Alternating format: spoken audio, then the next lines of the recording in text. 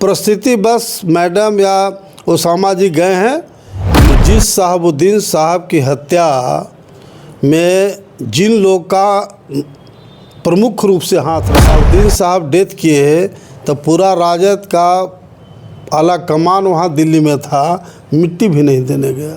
नमस्कार, स्वागत है आपका मेरे चैनल टॉक एनालिसिस पे। अभी हमारे साथ मौजूद हैं पूर्व केंद्रीय मंत्री नागमणि कुशवाहा जी।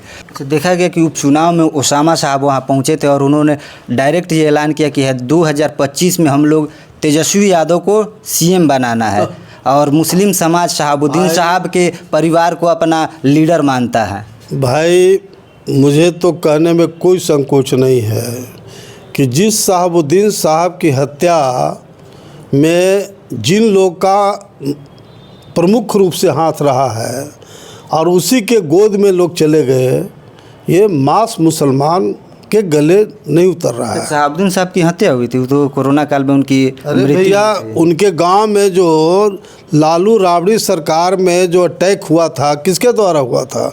सरकारें की ओर से न हुआ था। एक मुसलमान, उससे पूरे बिहार के लोग गुस्साए हुए थे और इन लोग फिर वहीं चले गए।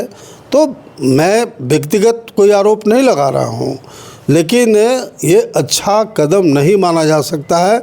परिस्थिति बस मैडम या ओसामा जी गए हैं, हम उस पर हमारा कोई कमेंट्स नहीं है, लेकिन मास जो मुसलमान है इसको अच्छा नहीं मान रहा है। मुसलमान ओसामा साहब को क्या लगता है, अपना जिस तरह शहाबुद्दीन साहब को लीडर मान रहा था, ओसामा साहब को एक्सेप्ट कर पाएगा?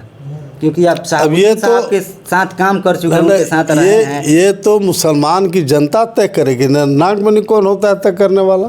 क्योंकि शहाबुद्दीन साहब के साथ आप लोग रहे हैं। नहीं, हम लोग तो पार्लियामेंट में साथ साथ बैठते थे, हमारी बहुत ज़बरदस्त दोस्ती रही है और इसीलिए ओसामा जी शहाबुद्दीन साहब के घटना के बाद 3 बार 4 बार हम सिवान में उनके घर जा कर के बात किया और हम लोगों ने रिक्वेस्ट किया था कि आप लोग शोषित इंकलाब पार्टी में आइए।